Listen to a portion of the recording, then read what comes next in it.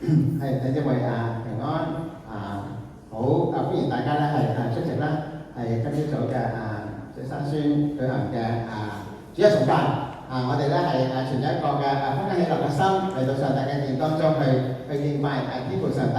我哋翻到嚟只一個嘅期盼，一個嘅目的係將咧係上帝配得嘅頌讚榮耀同埋感謝但係歸翻俾天父上帝。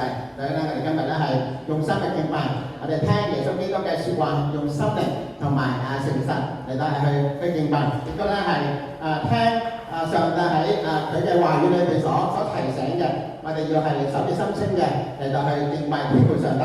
就好似咧係詩人喺詩篇24篇嘅3同埋4節所講嘅，誰能登耶和華的山？誰能站在他的聖所？就是手潔心清，不向虛妄起誓，不懷詭詐的人。我哋同心我哋禱告。上帝多謝你揀選我哋成為你嘅兒女，多謝你創造我哋奇妙可畏，多謝你喺我哋嘅人生路上邊，你係用你嘅手帶來嘅手嚟到去帶領我哋賜福我哋。我哋又讚美你，因為你係嗰位咧係創天造地嘅上帝，你係奇妙，你係偉大嘅主宰。你提醒我哋，你話我哋要登你嘅山，要見到你嘅面。要站喺呢個聖所，我哋就要手潔心清，我哋嘅心裏邊就唔可以虛偽，我哋就唔可以係心懷詭詐，所以我哋係祈求你嘅靈嚟到去潔淨我哋嘅心。喺呢一刻，讓我哋係心裏邊，我哋係得着潔淨，我哋去思想，我哋去反省，我哋有乜嘢罪係仍然嘅嚟到去堅持要去犯嘅，我哋唔肯悔改嘅。求你嚟到去引導我哋，讓我哋真係願意嘅嚟到去悔改，讓我哋今朝早我哋整個群體係一個嘅聖潔嘅群體，係一個嘅順服嘅群體，係一個嘅聽你説話嘅群體，係一個嘅係願意將最美好嘅祭呈獻俾你嘅一個嘅群體。想求你嘅靈喺呢一刻嚟到係去安靜我哋嘅心，去潔淨我哋嘅心。喺呢一刻亦都係去教導我哋點樣嚟到係將最好嘅祭嚟到係呈獻俾你。賜我哋同心，賜我哋合一，賜我哋懂得點樣嚟到去敬拜你嘅一個嘅正確嘅態度。所以我哋祈求，我哋係整個嘅群體眾肢體，我哋都係有一個渴慕朝見你嘅心，快跑嘅嚟到你嘅跟前嚟到去獻祭。我哋期盼嘅係將你配得嘅頌讚感謝係呈獻翻俾你。我哋乞求你嘅榮光，你嘅榮耀充滿你嘅殿。我哋乞求你打開我哋嘅屬靈心眼，見到榮耀嘅上帝就喺我哋當中。我哋乞求上帝你喺我哋當中從頭到尾嘅去享受、去悅納我哋眾肢體從心底裏邊向你發出嘅至真至誠嘅頌讚同埋感恩。祈禱交託，奉主名求，Amen。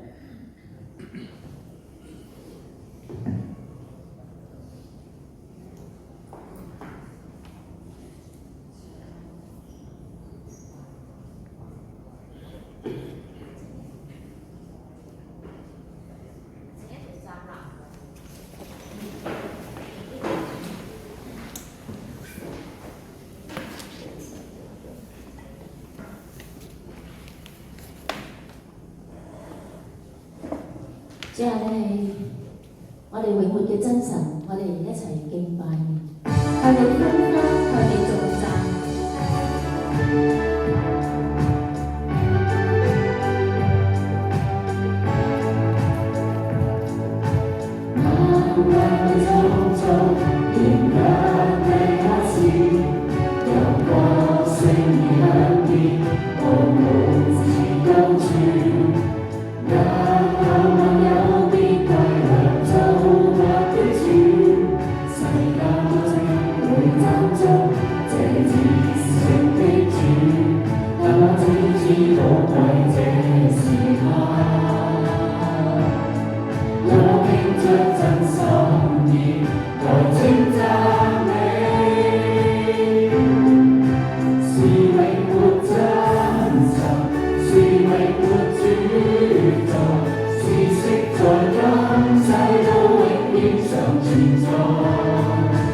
越過萬千。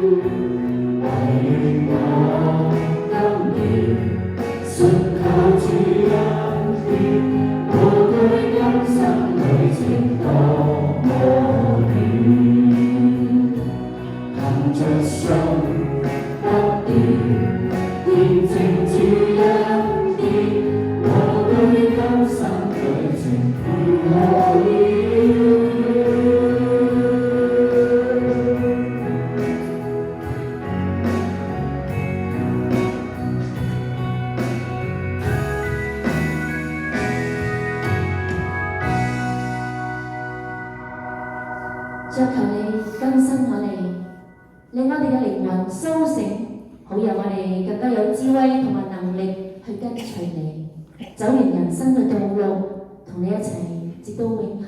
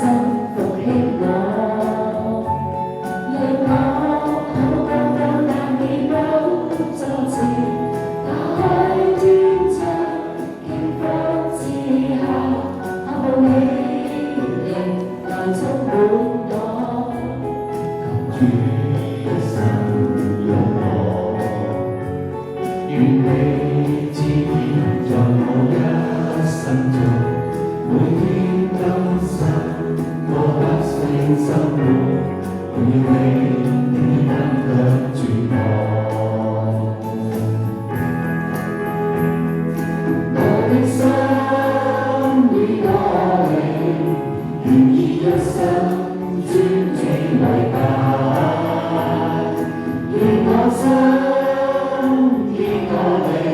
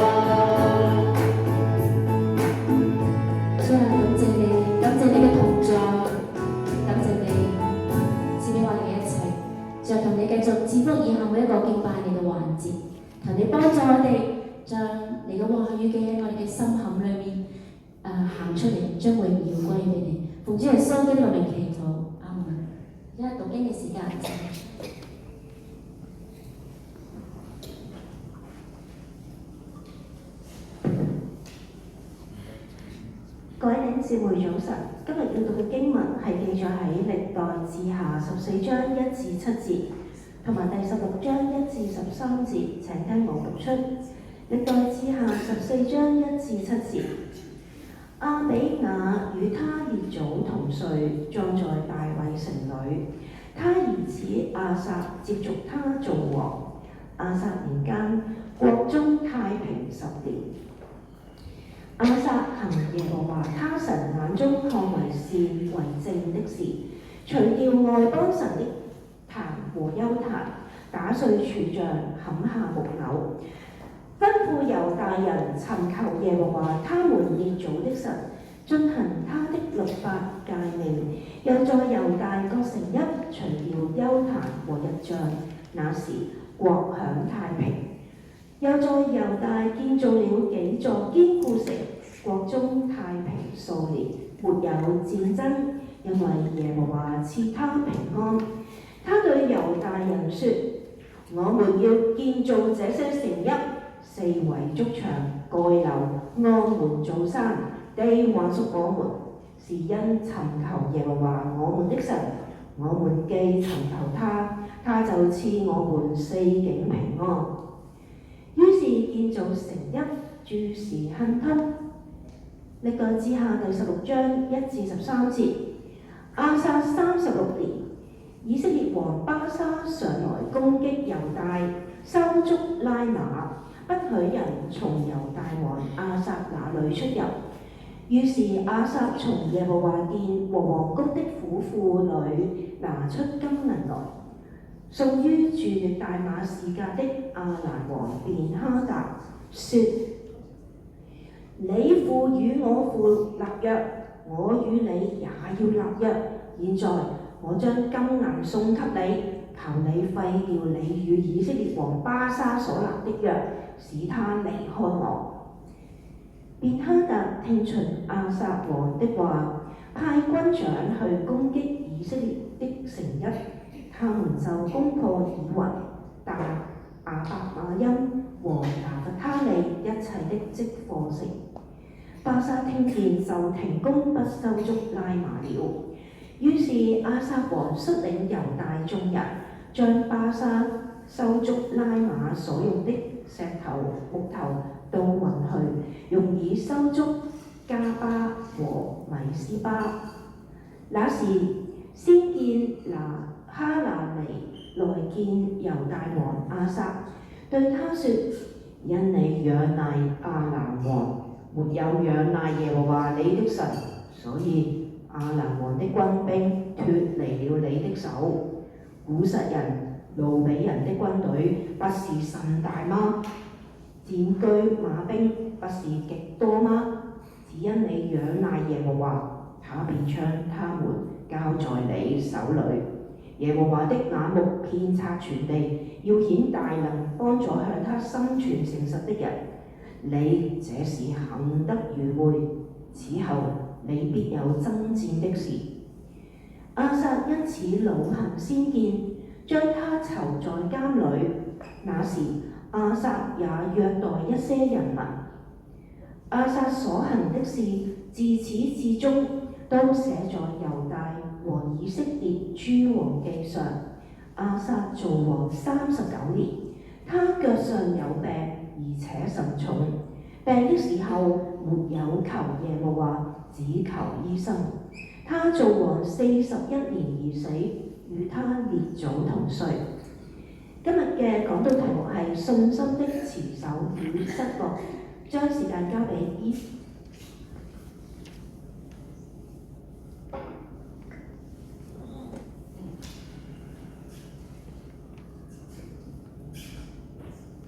弟兄姊妹早晨，今日咧，我想同大家分享嘅係一位聖經人物猶大王亞撒。佢有咩特別嘅地方呢？佢喺猶大國裏邊係一位難得嘅好皇帝。佢最初咧對耶和華持守信心，遵從佢嘅吩咐。可惜後來佢卻係離棄神，結果遭到神嘅懲罰。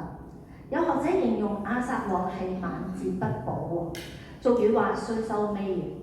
唔知道大家有冇諗過自己喺信仰上邊都會衰收尾呢？以前如果你問我嘅話咧，我會好快答你，梗係唔會啦，因為我覺得自己信咗主咁多年啦，應該唔會犯咩嘅大錯，又或者離開信仰。不過而家當我發現越嚟越多信徒，即使係好資深嘅、好出名嘅屬靈偉人，都會跌倒，都會有衰收尾嘅時候，我就唔會輕易咁樣講，我唔會嘅。因為除咗上帝好認識我哋之外，魔鬼撒旦都好了解我哋，佢會用盡各種嘅方法去叫我哋跌倒、犯罪、離棄上帝。就舉一個例子啦，唔知道大家認唔認識楊腓力呢位作家 Philip Yancey？ 佢被譽為當代美國最重要同埋最受歡迎嘅基督教思想家同埋作家。佢嘅著作曾經幫助好多人認識神嘅恩典。可惜呢位已經年屆76歲，侍奉超過半世紀嘅前輩，佢喺上年年尾公開嘅承認，過去8年咧佢有婚外情，令到上帝蒙羞。佢宣布全面退出公開侍奉。佢嘅跌倒提醒我哋啊，無論讀幾多書，無論侍奉咗幾耐，如果忽略每日親近神，忽略對內心幽暗面嗰個嘅自省，誘惑可能會喺我哋最意想不到嘅時間嚟攻擊我哋。即使經驗豐富，年紀大咗，如果唔好好保守自己嘅心，仍然會跌倒嘅。所以今日咧，好想藉住亞撒嘅一生，喺佢嘅身上邊學習信心嘅功課，叫我哋喺信仰嘅路上邊咧能夠持守信心，以致我哋唔會衰收尾啊！今日咧，我哋睇嘅經文比較多嘅就係歷代志下14至到16章。首先咧，就讓我哋了解當時一啲嘅歷史背景。喺耶穌出生前大概1000年，大衛係以色列國嘅王。當時以色列全國統一，國力昌盛。大衛之後，佢嘅仔所羅門統治以色列聯合王國。但係所羅門死咗之後，以色列咧就出現咗衝突同埋分裂，分開咗南北兩國。南國猶大就係由猶大支派同埋便雅憫支派組成，北國嘅以色列咧就由其餘嘅10個支派組成。猶大國第一位嘅國王就係羅波安，佢死咗之後，佢嘅仔亞比亞登基做猶大王，只係做咗3年啫。之後佢嘅仔亞撒就接續佢作王。亞撒就係猶大國嘅第3任君主，佢喺耶路撒冷作王41年，比大衛同埋所羅門咧各執政40年更加長嘅。經文一開始咧就話亞撒接續咗佢爸爸作王，而跟住咧國中太平咗10年喎。點解亞撒一就任就有10年嘅太平日子咧？咁如果我哋睇前一章13章咧，會講到亞撒嘅爸爸亞比亞咧，就係靠住耶和華制服咗北國嘅耶羅波安。佢哋有一段較長嘅時間咧，冇能力去侵犯猶大國，以致亞比亞死咗之後，亞撒就有10年嘅太平日子，可以去做耶和華眼中看為正、看為善嘅事。我哋又睇下佢喺呢段嘅時間裏邊咧，有咩值得我哋去學習嘅地方。年輕嘅亞撒咧，知道如果國家要強盛，百姓要復興咧，就一定要進行改革。於是佢一方面下令要拆除外邦嘅神壇，打碎偶像；另外一方面咧，佢就要吩咐猶大人要尋求上帝，進行律法同埋誡命。耶和華因此賜佢哋國家太平。亞撒又響猶大地區重要嘅軍事據點興建堅固嘅城堡，佢積極嘅推行建設，鞏固國防，響各方面都大有作為。亞撒更加向百姓宣告啊，猶大國嘅領土今日之所以仍然屬於猶大人，佢哋能夠四境平安，凡事亨通，都係因為猶大人尋求耶和華神啊！我哋可以睇到亞撒唔單止自己尋求神，佢更加激勵百姓一齊嘅去尋求。當年佢爸爸亞比亞同耶羅波安打仗嘅時候，猶大咧只係有40萬兵丁。亞撒做王經過幾年嘅整頓軍隊啊，修整軍備，佢訓練嘅軍隊而家增加到58萬嘅大能勇士，有拿槍嘅，亦都有拉弓嘅。猶大國慢慢強盛起嚟啦。10年嘅太平日子好快過咗啦。亞撒對神嘅信心第一次要接受考驗喎。喺猶大嘅西南面嗰個古實國咧，原本係埃及嘅附庸嘅，而家強盛起嚟，突然之間攻擊猶大人，到咗馬利沙呢笪地方。呢個對亞撒同埋猶大國嚟講係一個好大嘅挑戰。以軍隊人數同埋武器比較咧，古實王謝拉帶住嘅係100萬大軍，而猶大嘅兵力咧，係猶大嘅兵力差唔多2倍。猶大咧，佢哋只不過係步兵嚟嘅喎，但係古實咧仲有戰車300輛。猶大完全處於劣勢嘅，呢種以寡敵眾嘅情況對猶大人咧非常不利。亞撒雖然有10年嘅準備，但係佢心裏邊好明白，好難同古實大軍去抗衡啊。不過咧，佢冇就咁去認命或者認輸，佢知道自己同國家咧仍然有取勝嘅機會，因為佢哋有耶和華神。於是咧，佢向神禱告，3次嘅呼求耶和華嘅名。第一次，佢自稱係軟弱嘅，打唔過強盛嘅敵人，只有神能夠勝過佢哋。第二次，佢求神幫助佢哋，因為猶大係單單仰賴神，佢哋係奉耶和華神嘅名同古實大軍去爭戰。第三次，佢話到神係猶大嘅神，古實人唔能夠勝過猶大，因為猶大係神嘅軍隊，真正同敵人爭戰嘅係耶和華自己。亞撒嘅禱告反映出佢對神嘅信心，佢亦都好認識神嗰個嘅屬性同埋大能，佢知道自己嘅軟弱無能，佢嘅呼求咧合乎神嘅心意，神就讓古實嘅8萬大軍咧不堪一擊，大敗而逃。猶大人打咗一場好漂亮嘅勝仗，得到好多嘅戰利品。喺呢度咧，我哋睇到，當人願意謙卑自己、仰賴神、尊神為大嘅時候，神就成為佢哋嘅元帥，必定能夠百戰百勝。我哋話呢場嘅戰役係神俾亞撒嘅考驗，原因係當亞撒打敗咗古實大軍之後，神就差派先知亞撒利亞去迎接佢，向佢傳達神嘅話。喺15章嘅2節，你會發現神嘅話唔單止係俾亞撒嘅，亦都係俾所有嘅百姓，包括猶大人同埋便雅憫人。先知鼓勵佢哋要順從神，如果佢哋專心尋求神，神就會俾佢哋尋見，就會與佢哋同在。同時亦都警告佢哋啊，如果佢哋離棄神嘅話，神必定會離棄佢哋。住先知同佢哋回顧過去嘅歷史，喺第3至6節嗰度指出，佢哋嘅先祖曾經都係好混亂，冇平安。呢個係因為佢哋忘記咗神嘅律法，唔信服同埋敬拜真神。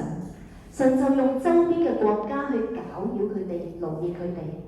但係當佢哋願意呼求神，歸向神，神就憐憫佢哋，被佢哋尋見。可見神係滿有慈愛嘅。然後第7節先知激勵佢哋要剛強起嚟嘅，倚靠神唔好手軟，神嘅應許必定會臨到。到嗰陣時，佢哋信心嘅行為就一定得到賞賜。亞撒聽咗之後咧，勇氣大增，再一次嘅進行改革，響全國同埋所佔領嘅地方咧，去清除異教可憎之民，亦都重新修建聖殿裏邊耶和華嘅壇。另外，亞撒響作王第15年嘅3月，召集咗所有嘅猶大人同埋國中寄居嘅以色列人，喺耶路撒冷嗰度聚集獻祭。所以嘅牲畜咧，都係佢哋響戰勝古營嗰一戰裏邊得翻嚟。牛有700隻，羊咧有7000隻。我哋可以想像當時嗰個聚會嘅場面係幾咁盛大。佢哋咧仲立誓要盡心盡性嘅去尋求耶和華。所有猶大人都好開心。第15節話到咧，因他們是盡心起誓，盡意尋求耶和華。耶和華就被佢哋尋見，且賜他們4境平安。為咗向神表示佢嘅決心，亞撒更加大義滅親，貶咗佢祖母瑪迦太后嘅位份，因為佢係敬拜偶像亞舍拉，而唔敬拜耶和華神。因着亞撒對神嘅順服忠心，佢帶領百姓同上帝重新嘅立約，神呢賜佢哋國家太平同埋富足。直到35年啊！呢段歷史咧話俾我哋聽，唔偏離神嘅話，就會喺神嘅恩典同埋慈愛嘅靈當中，全心全意嘅遵行神嘅吩咐，就可以不斷嘅經歷神嘅同在同埋賜福。因為我哋嘅神咧係一位願意與人建立關係嘅神，只要我哋尋求佢嘅話，就必定尋見。亞撒執政咗41年。前嘅35年咧，佢喺上帝嘅恩典下邊平安嘅度過。不過到亞撒嘅晚年，神又俾佢一次嘅信心考驗。只可惜今次咧，佢失敗咗。佢唔聽先知嘅話，而且叛逆上帝，最終咧佢患咗重病而死。又讓我哋睇下今次佢面對乜嘢嘅考驗啊！我哋之前咧喺第15章9節睇到，因為猶大國嘅屬靈興盛啦，吸引咗好多北國以色列人嚟到南國咧去歸服亞撒。可能當時嘅以色列王巴沙見到亞撒日益強大咧，出自妒忌啦，又或者自保啦。咁喺亞撒嘅36年，巴沙就收足咗耶路撒冷以北大概6公里嘅地方，就係叫拉馬。呢個咧係通往以色列嘅必經之道嚟嘅。巴沙佔據咗拉馬，希望藉此咧切斷咗進出猶大嘅交通，然後一步步咧就向南進攻嘅。又讓我哋睇下地圖啦，你睇到咧圓圈2字指住嗰個就係拉馬。以色列軍咧已經進入咗黃色猶大嘅境內㗎啦，形勢咧似乎好危急。面對以色列王嘅威脅，亞撒今次有啲咩嘅反應呢？亞撒咧唔係好似上一次咁樣面對古實王嘅時候咁樣去呼求神嘅名，去尋求神嘅幫助。相反，今次咧佢卻係向亞蘭王便哈達去求救。亞蘭就喺地圖嘅右上角嗰度。喺第16章嘅2節話俾我哋聽，亞撒竟然咧係將聖殿同埋皇宮裏邊嘅金銀送俾亞蘭王，要求佢廢除同以色列所立嘅約。便哈達收咗呢啲亞撒嘅金銀咧，果然即刻就廢咗佢同巴沙所立嘅和約，派兵去攻破咗以色列北面嘅3座邊防城。地圖睇到嘅就係以雲、但同埋亞伯馬音，而且咧奪取咗拿弗他利北部一啲嘅積貨城。由於東北面嘅邊境咧被亞蘭攻擊，國家陷入危機，巴沙只能夠停止南面拉馬嗰個工程咧，就將軍力調翻去北面去抵擋亞蘭嘅攻擊。巴沙一走嚟，亞撒就召集所有嘅猶大嗰啲嘅人咧，將巴沙留響拉馬嗰啲嘅全部嘅建築材料咧，都運到去修建加巴同埋米斯巴兩座城堡，去鞏固佢個邊防喎。相信亞撒一定咧會覺得自己呢個嘅手段好高明，因為不費一兵一卒，賄賂下亞蘭王咧，敵軍就可以撤退啦，化解咗一場嘅危機，仲攞到咁多嘅建築材料去修建佢兩座城堡。如果你係亞撒嘅臣民咧，你會唔會都覺得亞撒好聰明，好有領導才能啊？亞撒運用咗政治手段去平衡國際間嘅壓力，避免咗一場戰爭。可能從人嘅角度嚟睇咧，呢個係個聰明嘅做法，但係從屬靈嘅角度嚟睇咧，佢係一種好愚蠢嘅行為。首先，佢冇依靠耶和華神，反而將亞蘭王睇成係佢可以依賴嘅對象，將奉獻俾神嘅金銀咧攞去奉獻俾亞蘭王。呢個咧就好似一間教會，如果遇到困難嘅時候，牧師不但冇祈禱倚靠神等候神，反而將會有嘅奉獻咧去送禮俾一啲有權有勢嘅人去尋求幫助。咁樣嘅做法就等於偷咗神嘅錢，羞辱咗神嘅名。亞撒嘅舉動等於話俾所有人聽，亞蘭王比神更加有能力，神幫唔到我哋，只有亞蘭王咧能夠拯救我哋。亞撒嘅政治手段不但損害咗佢自己對神嘅信心，佢更加破壞咗百姓對神嘅信。另外，亞蘭人咧原本係猶大同埋以色列嘅共同敵人嚟嘅。亞撒而家係尋求緊敵人嘅幫助，呢個嘅決定咧就等於引狼入室。亞蘭人從此嚟成日侵犯以色列國，如果以色列被亞蘭侵略嘅話，遲早都會波及到猶大噶嘛，成為佢嘅後患。所以亞撒今次嘅決定咧，實際係好短視，佢冇考慮到將來帶嚟深遠嘅影響。仲有就係、雖然以色列嘅屬靈光景好差，以色列王亦都一個不如一個，但係而家仲唔係神要審判佢哋嘅時候。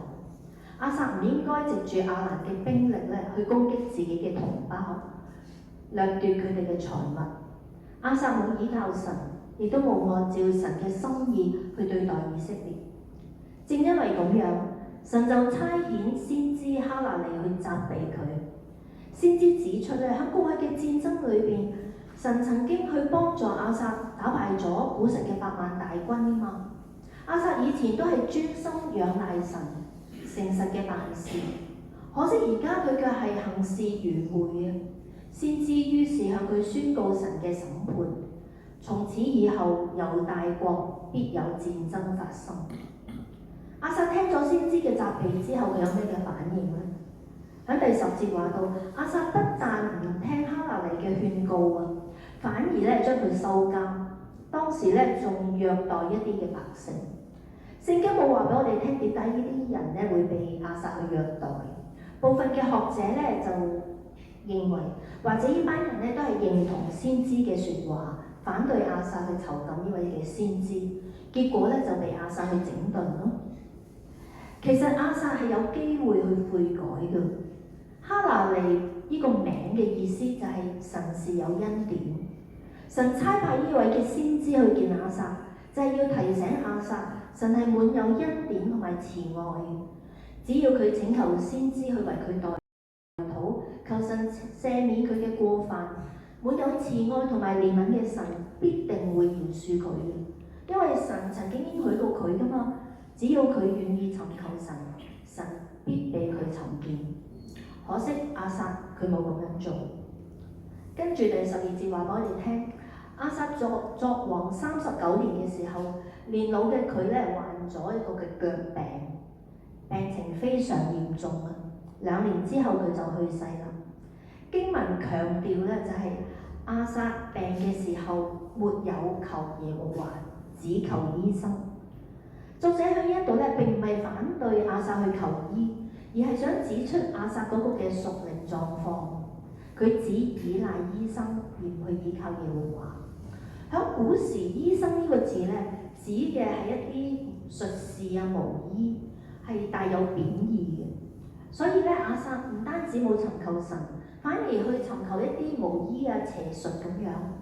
可見亞撒嘅執迷不悟，所以只能夠面對死亡嘅懲罰。其實跌倒失敗並唔可怕，可怕嘅係跌倒失敗之後唔肯爬翻起身，死不悔改。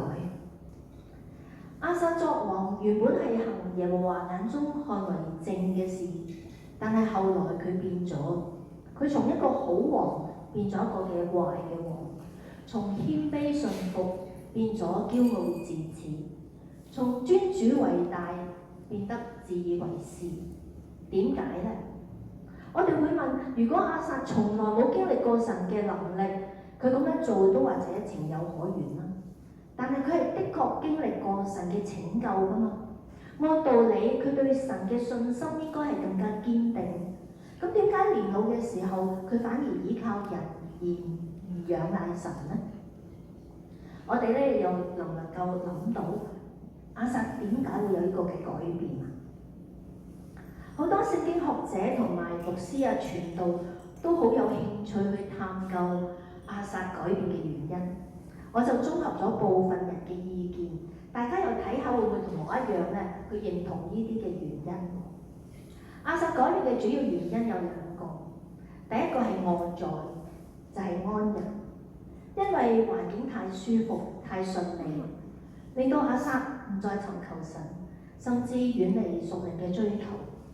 另外一個咧就係內在嘅，就係佢自己。雖然咧佢再冇外敵去攻擊佢，但係佢一個最大嘅敵人要對付，就係佢自己。我哋咧又嘗試藉住亞撒呢一面嘅鏡子咧，去睇下我哋自己有冇呢啲嘅問題。喺亞撒統治猶大國嘅41年裏邊，有好長嘅時間係冇戰爭，國泰民安。安逸咧佔據咗佢人生大部分嘅時間。其實安逸好容易去破壞人警醒嘅生活。當生活舒適安穩嘅時候，人就會容易自恃，忘記需要神。加上太平盛世啊嘛，百姓咧一定好擁戴啦，好愛護呢位嘅皇帝，以致亞撒慢慢認為呢一切都係自己嘅功勞，而唔係上帝嘅賜福。相比響患難裏邊呼求神，無憂無慮嘅生活，令到佢感到可以自給自足，失去咗對上帝嘅信服同埋依賴。安逸咧亦都被視為係懶惰嘅溫床，令到人對上帝嘅誡命同埋敬畏嘅心變得遲鈍，慢慢消磨人嘅意志同埋警覺性。有牧者就指出咧，最容易睇出信徒嘅屬靈情況同埋佢哋對上帝敬畏嘅心咧，就係教會崇拜遲到嘅情況。對好多信徒嚟講，星期日返教會咧已經淪為一種慣行嘅宗教活動嚟啫。唔知道大家有冇留意我哋自己教會嘅遲到情況呢？弟兄姊妹，我哋真係要好好嘅反省啦。嗰份緊緊跟隨主嘅心咧，我哋有冇變質到？今日我哋仍然坐咗響度，真正驅使我哋翻嚟嘅係啲咩嘅原因？另外啦，我就成日聽到人講喺澳洲生活咧真係好幸福㗎，周圍環境好靚啦，天氣又好，我哋又冇戰爭，物質又好豐富，係咪啊？相信咧，我哋都會好享受喺澳洲嘅生活，享受咧係冇問題嘅。傳道書都教我哋啊嘛，要享受日光之下勞碌得嚟嘅份。不過我哋又要好小心，因為呢啲咧係會令到信徒好容易陷入貪愛世界同埋物質主義嘅試探裏邊。我哋咧會不自覺將好多嘅時間啊、精力咧過度嘅傾注喺世界。例如我哋好樂意花我哋嘅錢啦、時間去旅行啦、去揾好嘢食啦、去安排好多嘅節目俾自己，係咪？佢係壓縮咗，甚至乎奪走咗我哋靈修、親近主、侍奉主，同埋或者同其他人經營關係嘅時間。我哋咧會俾自己好多嘅藉口去推開上帝，以致我哋嘅屬靈生命停滯不前，甚至乎係倒退咗，我哋自己都唔知道。安逸平順嘅生活係咪已經令到我哋變得怠惰咧？厭倦去親近神服侍佢咧？我哋成日需要咧去提醒自己，要克服安逸嘅誘惑，要打破屬靈溫水煮蛙嗰個情況。咁樣我哋可以做啲乜嘢咧？我就有一啲嘅建議俾大家。其實咧我自己都係喺度學習操練當中。首先咧就係我哋一定要每一日有靈修嘅習慣。可能你一聽到又覺得冇乜新意，成日都係咁呢啲。係啊，真係冇新意嘅。不過咧，呢個係我哋每一個信徒最基本要做嘅，係我哋屬靈生命嘅基礎。試問，如果我哋話我哋愛神，佢係唔願意親近佢，咁樣我哋係咪真係愛佢咧？因為我哋喺度講緊大話。我哋真係好需要每一日咧去安排一啲安靜嘅時間讀經祈禱，讓神嘅話咧成為我哋每一日嘅力量，我哋先至能夠去勝過大大小小嘅引誘同埋挑戰。第二點咧就係我哋要拒絕只係做星期日嘅基督徒，要打破屬靈嘅惰性同埋冷漠。咁我哋又點做咧？我哋可以積極嘅參與小組嘅生活咧，教會嘅服侍。喺當中，因為我哋會有一班嘅同路人，有班弟兄姊妹喺身邊，同我哋同工同行，可以彼此嘅鞭策啦、提醒，可以互相嘅鼓勵支持，一齊嘅去經歷神，一齊嘅去用行動咧去活出信仰。第三咧就係我哋可以訂立一啲嘅具體同埋富挑戰性嘅目標俾自己，要強調係富挑戰性。咁樣咧可以避免我哋喺屬靈追求上邊嘅停滯不前，亦都幫助我哋咧去跳出自己嘅安舒區。喺教會裏邊咧，我就認識幾位嘅肢體，佢哋每年咧都會為自己定一啲嘅目標嘅，可以係學一種新嘅嘢啦，譬如一種嘅運動啦，一個有益身心嘅興趣，又或者要睇完一本屬靈嘅書籍，要參與一項新嘅事奉。又或者我依年裏邊咧，我要關心5個我好耐冇聯絡嘅親友。我記得我早半年前度咧，突然之間收到一個 WhatsApp， 就係響教會一個嘅弟兄，已經冇見成差唔多10年㗎啦。佢移民咗去英國，佢突然間 send 個message 俾我咧，就問候我，跟住咧就問我有咩代禱事項，去為我代禱。我覺得好窩心，好感動，亦都咧藉住佢咧，俾我感受到神真係好愛我哋。所以少少一啲嘅行動咧，其實都可以帶嚟好多嘅影響。我哋要切記咧，就係喺安逸嘅生活裏邊咧，其實真係充滿咗各種嘅引誘。我哋咧係有冇真正嘅信心？往往咧就係睇我哋喺安逸同埋引誘之間嗰個嘅張力裏邊，我哋可唔可以持守信仰咧？跟住咧，我哋又睇下亞撒要對付最大嘅敵人就係佢自己。人年紀越大咧，就累積越多嘅人生智慧啊、工作經驗咁樣，呢啲都係好寶貴、好真實嘅。但係我哋又要好小心喎。因為我哋好容易咧，只係擁抱呢啲嘅經驗同埋知識，認為自己嘅睇法啊、意見就係最好嘅，而忘記先去到神嘅面前尋求佢、親近佢。可能亞撒做王咧，做咗好長時間，政治經驗啊、人生智慧豐富咗，所以一旦有事情發生嘅時候，佢好自然咧就只係直接用自己或者世俗嘅方法去解決問題，就冇依靠神咯。面對以色列嘅威脅，亞撒即時嘅反應就係去尋求亞蘭嘅幫助，佢用政治手段，用自己認為好聰明嘅方法去解決，佢係忘記咗上帝先至係佢唯一嘅出路。呢種自以為是嘅人呢，喺教會都好常見，亦都成為教會屬靈增長嘅阻礙。好多信咗主好耐嘅基督徒呢，佢哋好容易陷入一種叫做法利賽人嘅心態，佢哋唔願意接受其他人嘅意見，亦都唔敏感聖靈嘅帶領，總係覺得自己哇睇聖經睇咗好耐啦，好熟悉㗎啦，做咗好多年侍奉㗎啦，就係呢一種嘅屬靈驕傲呢，令到佢哋好容易去論斷人，用自己嘅標準去衡量其他弟兄姊妹，以致破壞咗肢體之間嘅關係。我哋咧要成日記住，我哋身邊嘅弟兄姊妹，我哋望下身邊嘅弟兄姊妹，其實同我哋都係一樣嘅。喺神嘅面前咧，我哋都只不過係一個無恩得救嘅罪人，我哋係冇咩可以誇口。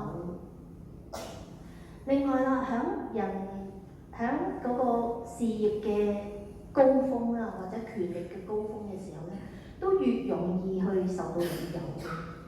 人會變得好愛面子，喺其他人面前咧唔衰得，睇自己越嚟越大，以致愛自己多過愛神。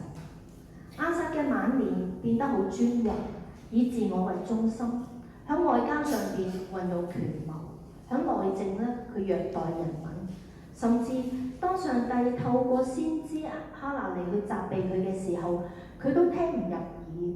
認為先知嘅做法有損佢嘅尊嚴，於是將佢收監。最後甚至佢染咗腳病，佢都唔肯求神。呢一種將自己同埋神完全隔住呢，就係因為佢高傲自大，目空一切，將自己偶像化，拒絕聽人同埋聽神嘅聲音。其實我哋真係好需要去學習謙卑，呢一個呢係我哋一生嘅功課。咁我哋又可以點樣操練呢？我哋咧需要將我哋嘅眼目從自我身上邊轉向神。耶穌基督咧就係我哋最好嘅榜樣。佢降世唔係為咗乜嘢嘅名利，佢為門徒洗腳，甘心樂意嘅去服侍人。佢甚至犧牲自己被釘喺十字架上邊，為嘅都係因為愛人。佢從來都唔會執着乜嘢嘅面子啊，乜嘢嘅地位。只係會順服父神嘅旨意。謙卑咧並唔係叫我哋去看輕自己，而係要少諗自己，多啲嘅去欣賞、尊重其他人嘅長處。我哋咧亦都要成日數算主恩，透過感恩呢個嘅行動咧，我哋承認一切嘅美好都係從神而嚟。咁樣做咧可以抑壓我哋驕傲嘅滋長。到最後啦，當我哋回顧亞撒嘅一生咧，其實我哋每個人都有可能係亞撒㗎。初信主嘅時候，或者我哋面對人生苦難嘅時候，我哋會好大力捉緊耶穌嘅手，好認真嘅讀經祈禱，好投入教會嘅侍奉。但係隨住時間慢慢過去，困難解決咗啦，病醫好咗啦，生活平順啦。我哋會將恩典成為習慣，我哋嘅生活品質。亞撒起初尋求神，後來只係尋求人，睇自己多過睇神。佢呢個衰收尾咧，提醒我哋作主真正嘅門徒，我哋需要嘅係要忠心，係要堅持到底，一生咧都要謹慎，唔能夠失去尋求神嘅心志。因為呢個係神俾我哋嘅應許，亦都係神對我哋嘅要求。喺結束嘅時候咧，我就想送一句金句俾大家，就係響箴言嘅3章5至6節，讓我哋一齊讀出好唔好啊？你要專心仰賴耶和華，不可倚靠自己的聰明，在你一切所行的事上都要認定他，他必指引你的路。讓我哋一齊低頭祈禱。親愛嘅天父上帝，我哋多謝你，俾我哋有以上嘅聽你話語嘅時間。我哋知道我哋所擁有嘅一切都係你嘅恩典，我哋完全冇乜嘢可誇嘅地方。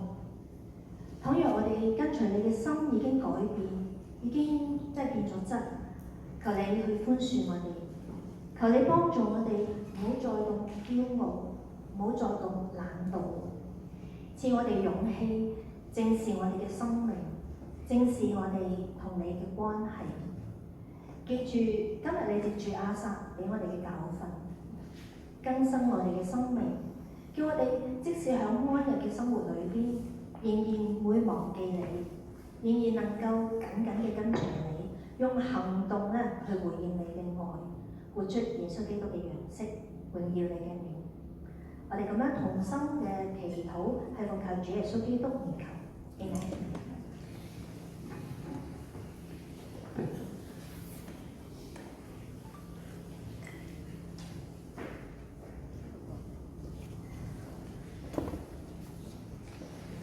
讓我哋一齊進入唱新年嘅詩歌。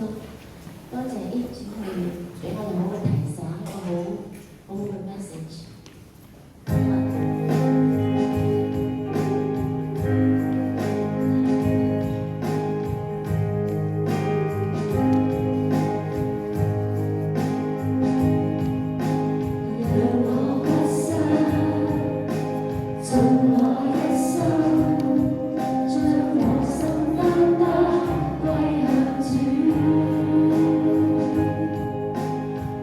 世所想，全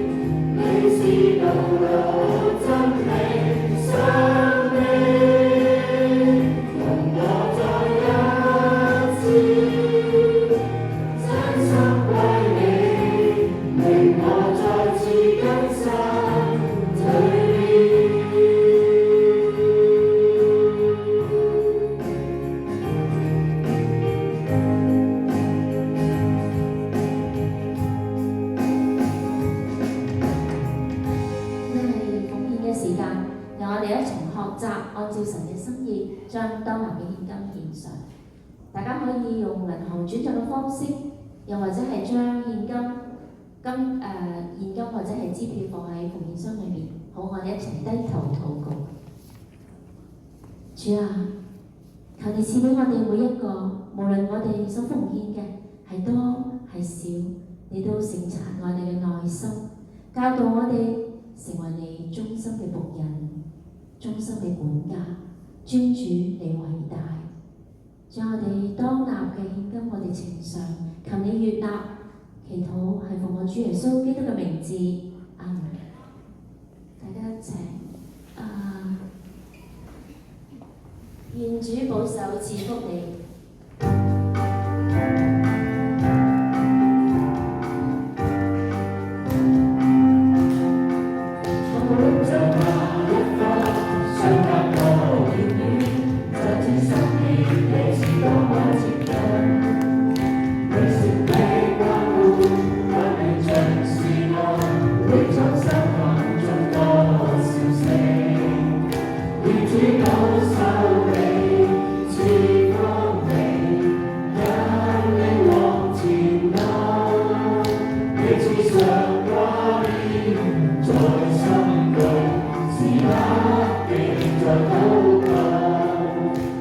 在